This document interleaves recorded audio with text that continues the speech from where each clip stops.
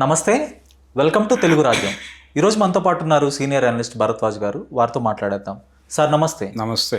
Sir, తమిళనాడులో విజయ్ గెలుపు పట్ల ఏపీలోని రాజకీయ పార్టీలు అయితే చాలా భిన్నంగా స్పందించినాయి.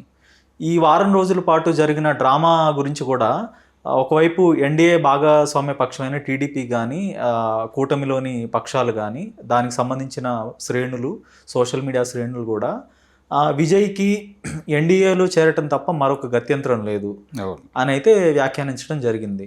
మరోవైపు వైసీపీ అయితే విజయ్ గెలుపుని తమ గెలుపుగా సెలబ్రేట్ చేసుకున్న పరిస్థితి అయితే ఉంది. అదే సమయంలో పవన్ కళ్యాణ్ని, విజయ్ని ఇద్దరి రాజకీయ నేపథ్యాన్ని పోలుస్తూ వాళ్ళైతే ట్రోలింగ్ చేయటం, తర్వాత కొంత హేళనగా చేయటం అయితే చూసాము. మరోవైపు చంద్రబాబుకు కూడా ఆ ట్రోలింగ్ అనేది తప్పలేదు. ఆయన అక్కడికి వెళ్ళి కొంత తమిళ్లో మాట్లాడటం, దాన్ని కొంత వ్యంగ్యం చేయటం అయితే జరిగింది.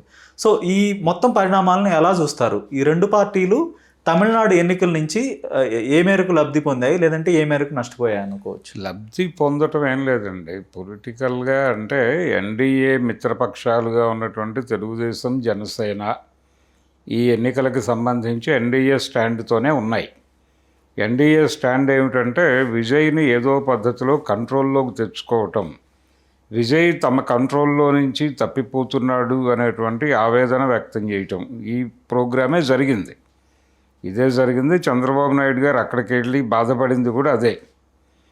అంటే ఒక రకంగా ఈ ప్రపంచంలో ఎవరికైనా సరే ఎన్డీఏ శరణం వేడటం తప్ప ఆల్టర్నేటివ్ లేదు అనేది చంద్రబాబు గారు మాట్లాడాల్సిన అవసరం ఉంది. అదే మాట్లాడాడు, ఆయనకు తప్పదు. సో ఆ సందర్భంగా దానికి చంద్రబాబు ప్రస్తావన చేయకుండా, పేరు చెప్పకుండా విజయ్ ఒక మీటింగ్లో కౌంటర్ ఇచ్చేశాడు. కౌంటర్ ఇస్తూ కొంతమంది ఇక్కడికి పక్క రాష్ట్రాల నుంచి పెద్దలు వచ్చి హితవు చెప్పే ప్రయత్నం చేస్తున్నారు, కానీ మన మార్గం మనం వెళదాం అన్న పద్ధతిలో ఆయన మాట్లాడాడు. ఎన్నికలకి ముందు జరిగినటువంటి ఎపిసోడ్ ఇది.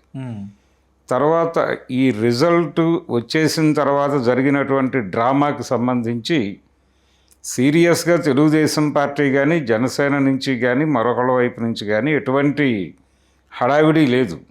వీళ్ళందరూ మౌనంగా చూస్తున్నారు. అయితే పర్టికులర్గా తెలుగుదేశం పార్టీకి చెందినటువంటి మీడియా సంస్థలు మాత్రం కాన్షియస్గా విజయ్ని టార్గెట్ చేశాయి. టార్గెట్ చేసి విజయ్ స్వయంకృతాపరాధం వల్లనే ఇదంతా జరుగుతోంది, అతను కాన్షియస్గా వెళ్ళి అవతల వాళ్ళని రిక్వెస్ట్ చేయడంలో ఫెయిల్ అయ్యాడు దగ్గర నుంచి మొదలుపెట్టి అతను ఈ గొడవ పడకుండా, అసలు కాంగ్రెస్ ఉచ్చులో ఇరుక్కోకుండా అతను స్ట్రైట్ అవే ఢిల్లీ వెళ్ళి అమిత్ షా గారికి ఒక్కసారి పాదాభివందనం చేస్తే పని అయిపోయేది అనేదే ఎస్టాబ్లిష్ చేసుకుంటూ వెళ్ళారు వాళ్ళు. తెలుగుదేశం పార్టీ నుంచి పార్టీ శ్రేణులు కానీ ఎవరు కూడా తమిళనాడు విజయ్ గెలుపు గురించి, లేకపోతే అతను సింగిల్ లార్జెస్ట్ పార్టీగా ఎమర్జ్ అవటం మీద కానీ ఎక్కడా మాట్లాడలేదు. చాలా కాన్షియస్గానే వ్యవహరించారు. అంటే అతను ఎన్డీఏతో ఉండబోవడం లేదు అనేది అర్థమైపోయిన తర్వాత ఇది మనకు సంబంధం లేని వ్యవహారం కింద భావించారు వీళ్ళు. కాకపోతే పవన్ కళ్యాణ్ని లింక్ చేస్తూ జరిగినటువంటి ట్రోల్ అంతా కూడా ఒక రకంగా వైసీపీ చేసినటువంటి ట్రోల్గానే భావించారు వీళ్ళు. అంటే వాంటెడ్గా దాడి చేస్తున్నారు. పక్క రాష్ట్రంలో సినిమా నటుడు అద్భుతమైన విజయం సాధిస్తే మీరేం చేశారు ఇక్కడ, తెల్లారు లేస్తే వాళ్ళతోనూ వీళ్ళతోనూ మైత్రి పెట్టుకోవడంలో ఉన్న శ్రద్ధ, జనంలోకి వెళ్ళటము, జనాన్ని మోటివేట్ చేయటము, జనాన్ని మీ వెనక నడిపించుకోవడం అనే విషయంలో అదే శ్రద్ధ పెట్టుంటే మీకు అలాంటి విజయం వచ్చి ఉండేది అని ఒక రకంగా ఆంధ్రప్రదేశ్లో ఉన్నటువంటి కూటమిని చీల్చే ప్రయత్నంగా దీన్ని జనసేన నాయకులు అంతర్గతంగా బాధపడ్డారు తప్ప బహిరంగంగా మాట్లాడే ప్రయత్నం చేయలే. బహిరంగంగా మాట్లాడితే ఏమవుతుందంటే డిబేట్లోకి వచ్చినట్టు అవుతుంది. ఈ డిబేట్లోకి రావాలి అని వాళ్ళు అనుకోలేదు. అసలు ఆ పోలిక తేవటమే అసమంజసం అని చెప్పి మీడియాలో జరిగినటువంటి డిస్కషన్స్లో పార్టిసిపేట్ చేసిన జనసేన నాయకులు 2-3 మాట్లాడారు.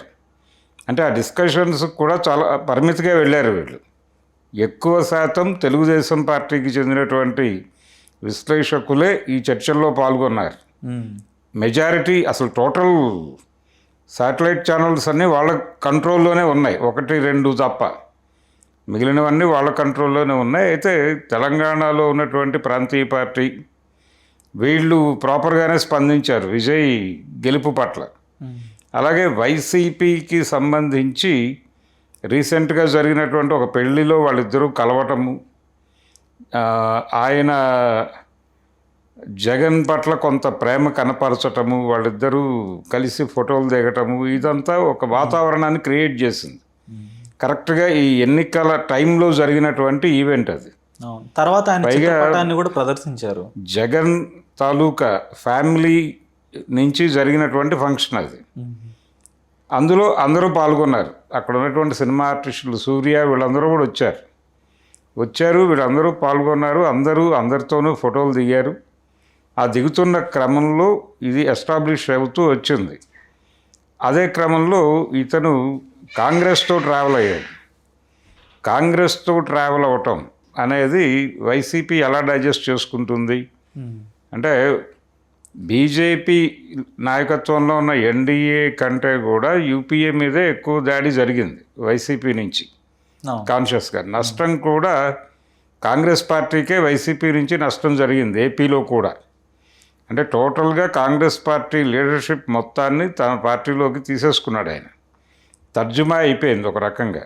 కాబట్టి నిజానికి వాళ్ళు ఆశించింది ఏంటంటే, మొన్న జగన్ ఓడిపోయిన మరుక్షణం అక్కడి నుంచి మొత్తం కట్టకట్టుకుని వచ్చేసి ఆంధ్రరత్న భవన్ నింపేస్తారు అని అనుకున్నారు. కానీ ఒక్కడు రాలా. పార్టీ ఓడిపోయినంత మాత్రాన కాంగ్రెస్ పార్టీ వైపు ఎవరూ చూడలేదు, ఎవరూ కదలలేదు. అదొక విచిత్రం. అవసరమైతే తెలుగుదేశం పార్టీలోకి వెళ్ళటానికి ప్రయత్నం చేశారు, జనసేనలోకి వెళ్ళటానికి ప్రయత్నం చేశారు తప్ప కాంగ్రెస్ కోర్ లీడర్సు కాంగ్రెస్ పార్టీని వదిలి వెళ్ళరు అనుకున్న వాళ్ళు వైసీపీలోకి వెళ్ళినంత ఈజీగా తిరిగి కాంగ్రెస్ పార్టీలోకి రాలేదు. ఇది ఎందుకు జరిగింది అనేది ఆత్మవిమర్శ చేసుకోవాలి. కాంగ్రెస్ ఆత్మవిమర్శ చేసుకోవాలి. సో కాంగ్రెస్ పార్టీతో ఆయన ప్రయాణం, విజయ్ ప్రయాణం, దాన్ని వైసీపీ ఎలా జస్టిఫై చేసుకుంటుంది అనే విషయం పక్కన పెట్టి, తమిళనాడులో కొత్త ప్రభుత్వం ఏర్పడబోతోంది. ఆ ఏర్పడుతున్నటువంటి ప్రభుత్వాధినేత విజయ్ వ్యవహార శైలి కొంత జగన్ని పోలి ఉంది. అలాగే సంక్షేమ రంగానికి పెద్దపీట వేస్తూ ఆయన ఎన్నికల సందర్భంగా ఇచ్చిన వాగ్దానాలు, ఇవన్నిటినీ కంపేర్ చేసుకుంటూ అతను ఎవరితో పొత్తు పెట్టుకున్నాడు అనే విషయాన్ని పక్కన పెట్టేసి ఎక్కడ దాకా వెళ్ళిందంటే, వీళ్ళు అతని గురించి మాట్లాడటం. మొన్న ఈ 108 దగ్గర ఆయన ఆగి మద్దతుకి కనీసం 12-13 కావాలి అనుకుంటున్న సందర్భంలో చాలామంది జోకులు వేశారు, ఇక్కడ ఒక 11 ఉన్నాయి తీసుకెళ్ళండి అని. అంటే ఆ లెవెల్లో వీళ్ళు ప్రొజెక్ట్ చేశారు సంఘీభావాన్ని. సంఘీభావ ప్రదర్శన జరిగింది తప్ప అతనికి ఏదో ఈయనతో లింక్ ఉందనో, లేకపోతే ఈయన కాన్షియస్గా చూస్తే మొన్న జరిగినటువంటి డీలిమిటేషన్ దానిలో ఎన్డీఏకి అనుకూలంగానే ఓటింగ్ జరిగింది, ఏది వైసీపీ నుంచి. ఆ బేసిస్లో చూస్తే విజయ్తో ఏ విధంగానూ రిలేట్ కాదు. వైసీపీకి భిన్నమైనటువంటి పొలిటికల్ ఏరియాలో ఉన్నాడు అతను. ఇంకా బెదిరింపులు, కేసులు ఆ ఏరియాలోకి రాలా. ఆల్రెడీ ఒక కేసు ఉంది, సిబిఐ వైపు లాగారు ఎందుకైనా మంచిదని, అది ఉంది అలాగా. కానీ అది పబ్లిక్ పార్టిసిపేషన్తో లింక్ అయి ఉన్న గొడవ. అలా కాకుండా విడిగా ఇప్పుడు పరిపాలిస్తాడు ఆయన. ఈ పరిపాలనలో దొరికిన లోపాల ఆధారంగా ఏమైనా సిబిఐ లెవెల్కి తీసుకెళ్ళగలిగిన కేసులు ఏమైనా ఎస్టాబ్లిష్ అయితే అప్పుడు విజయ్ని కంట్రోల్ చేయొచ్చు అని వెయిట్ చేస్తున్నారు వాళ్ళు. అందుకని ప్రస్తుతం ఎన్డీఏ మిత్రపక్షాలు మాట్లాడటం లేదు. వైసీపీ క్లెయిమ్ చేసుకోవటం అనేది ఆర్గానిక్గా జరిగిందే తప్ప వాళ్ళకేమీ ప్రత్యేక ప్రయోజనాలు ఏమీ లేవు దానిలో. కానీ పవన్ కళ్యాణ్ని విమర్శించడానికి, ఆయన యొక్క బలహీనతల్ని బయటపెట్టడానికి అయితే వైసీపీకి ఉపయోగపడింది అది. అంటే పవన్ కళ్యాణ్ ఎందుకు దెబ్బతిన్నాడు అంటే, టార్గెట్ చేసి మాట్లాడారు.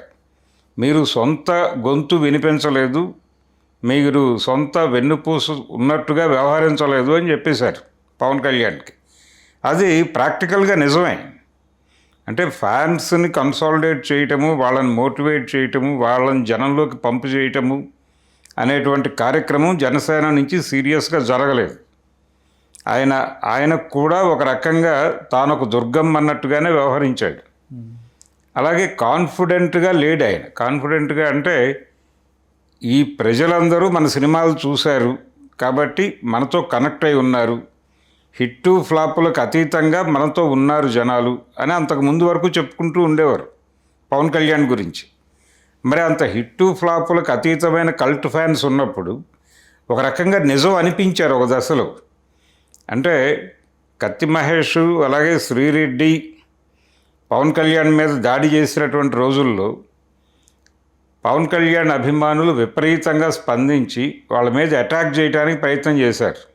అటాక్ చేయడానికి ప్రయత్నం చేయడంతో పాటు వీడియోల పరంగా కూడా అటాక్ చేశారు విపరీతంగా. కత్తి మహేష్ని బూతులు తిడుతూ, శ్రీరెడ్డిని తిడుతూ అనేక వీడియోలు చేసి ఎవరి పర్సనల్ అకౌంట్లలో నుంచి వాళ్ళు సోషల్ మీడియాలో విపరీతంగా వెదజల్లారు. ఇంట్లో ఉన్న కుక్కలతో పోల్చి, ఇంట్లో ఉన్న కుక్కని కత్తి మహేష్ ఇట్రా అని పిలిచి ఆ లెవెల్ వీడియోలు చేసి సోషల్ మీడియాలో పెట్టిన చరిత్ర మనం చూసాం. ఆ కల్ట్ ఫ్యాన్స్ క్రమంగా మాయమవుతూ వచ్చారు జనసేనకి. ఇప్పుడు పవన్ కళ్యాణ్ ఎవరైనా విమర్శిస్తే అటువంటి దాడులు జరగటం లేదు. ఇదివరకు జరిగాయి మొదట్లో, గమనించాల్సిన అంశమే ఇది. ఇప్పుడు తగ్గిపోయింది. ఈ తగ్గిపోవడానికి రీజన్ ఏమిటి అనేది చూస్తే ఆయన అభిమానుల్ని కోల్పోతూ వచ్చాడు రాజకీయాల్లోకి వచ్చి. ఈ కోల్పోవడం అనే దాని ఎఫెక్ట్ అది కూడా ఇప్పుడు వైసీపీ నుంచి జరిగిన ట్రోల్లో దానికి అటాక్. వైసీపీ అని అంటున్నాం మనం, కానీ ప్రతి పార్టీకి ట్రోల్ గ్యాంగ్స్ ఉన్నాయి. ఈ ట్రోల్ గ్యాంగ్ పనిచేసినంత ఎఫెక్టివ్గా కౌంటర్ ఆపరేషన్ జరగల. వైసీపీ సంబంధించిన సోషల్ మీడియా కార్యకర్తలతో పాటు వేరే వేరే హీరోలకు సంబంధించిన ఫ్యాన్స్ కూడా అటాక్ చేసినట్టుగా మనం అయితే చూసాము ట్విట్టర్లో వాటిల్లో. సో ఇదంతా మొత్తం ఒక వైసీపీనే కాకుండా పవన్ కళ్యాణ్కి వ్యతిరేకంగా ఉండే ఫ్యాండమ్స్ నుంచి కూడా వచ్చింది అనుకోవచ్చు. అది అంటే రోజా లాంటి నాయకులు కొన్ని ఇంటర్వ్యూల్లో మాట్లాడుతూ, అంటే తమిళ రాజకీయాలతో కొంత సంబంధం ఉంది ఆవిడకి నగరి అవడం వలన. బార్డర్ ఏరియాకి చెందినటువంటి నియోజకవర్గం తంది. ఆ నియోజకవర్గంలో తెలుగు కంటే తమిళమే ఎక్కువ నడుస్తుంది. బోర్డులు కూడా తమిళ బోర్డులే ఉంటాయి అక్కడ నగరిలో.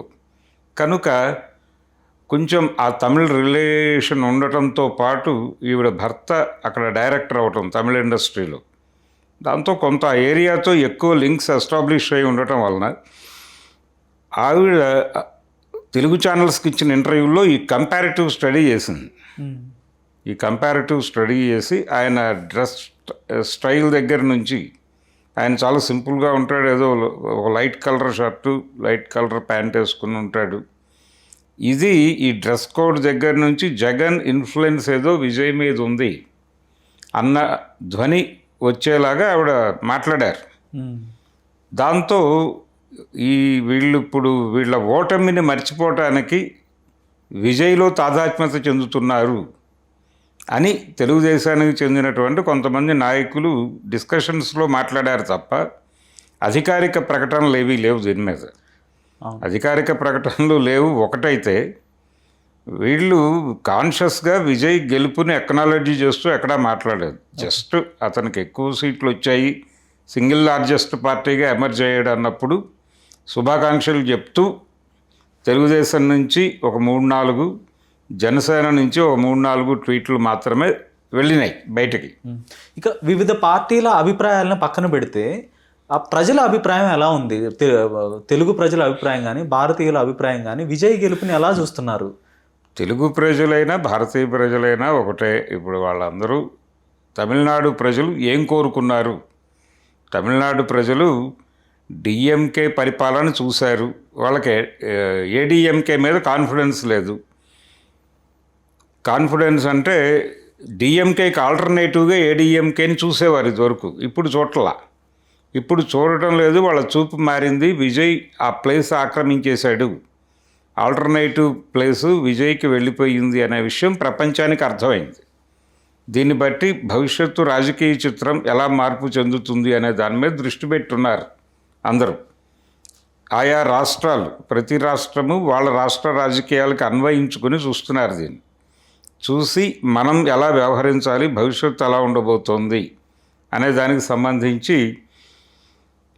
బెంగాల్ ఎలక్షను, దాంతోపాటు తమిళనాడు ఎలక్షన్, ఈ రెండింటినీ మిక్స్ చేసి తమిళనాడులో ప్రతిపక్షంగా ఉన్న డిఎంకే వ్యవహార శైలి దగ్గర నుంచి చాలా జాగ్రత్తగా అబ్జర్వ్ చేస్తున్నారు. విజయ్ ఎందుకు డీవియేట్ అయ్యాడు, రేపు పార్లమెంట్ ఎన్నికలలో సీరియస్ ఫైట్ ఇచ్చే పరిస్థితిలో కాంగ్రెస్ ఉందా, ఎవరికి, ఎన్డీఏకి ఫైట్ ఇచ్చే పరిస్థితుల్లో ఇప్పుడు కొత్తగా రూపొందిస్తున్నటువంటి ఇండియా కూటమి అనేది ఏదైనా ప్రభావం చూపించగలదా రేపు ఎన్నికల్లో అనేది డౌట్. అందుకని జనాలు చాలా మౌనంగా నిశ్శబ్దంగానే స్పందిస్తున్నారు. తమిళనాడు ఎన్నికల పద్ధతిలోనే అక్కడ కూడా పెద్ద హడావిడేం జరగలేదు. ఈయన ఒక 50 నియోజకవర్గాలు మాత్రమే కాన్షియస్గా తిరిగాడు, అంతకు మించి పెద్ద హడావిడేం లేదు. కానీ ఫ్యాన్స్ అసోసియేషన్స్ వాళ్ళ కంట్రిబ్యూషన్ చాలా ఉంది ఎన్నికల్లో. వాళ్ళు గత 4 సంవత్సరాలుగా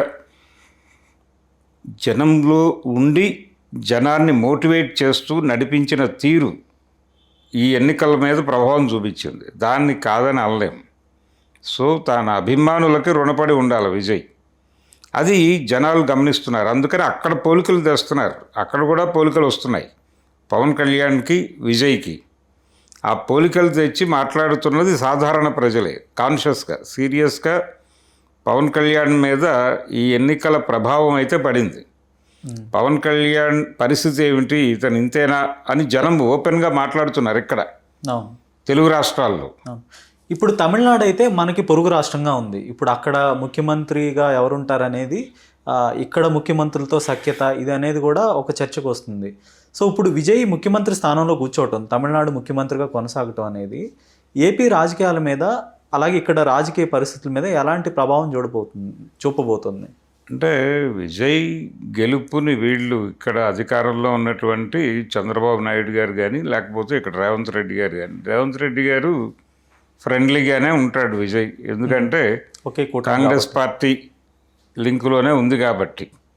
సో తెలంగాణ ముఖ్యమంత్రి గారితో విజయ్కి వచ్చిన ప్రమాదం ఏమీ లేదు.